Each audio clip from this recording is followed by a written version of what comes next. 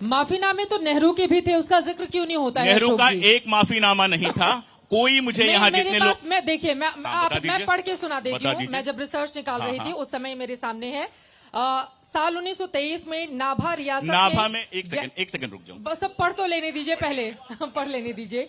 नाभा रियासत में गैर कानूनी ढंग से प्रवेश करने के लिए औपनिवेशिक शासन ने जवाहरलाल नेहरू को 2 साल की सजा सुनाई थी।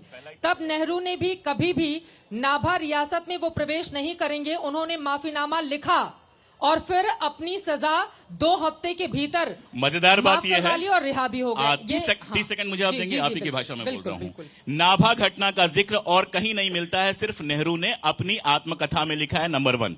दूसरा, नाभा में यह पहला ही तथ्य गलत था, कोई औपनिवेशिक शासक नहीं था, रियासती शासक था।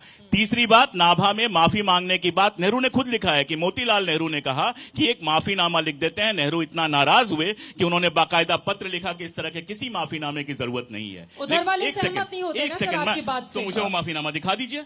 मुझे वो माफीनामा किसी कहीं दिखा दीजिए। नहीं, मैं उधर वालों को कह रहा हूं, मैम कोई दिखा दे, कहीं दिखा दे। मैं तो 10 साल से मांग रहा हूं, कोई दिखा दे एक बार।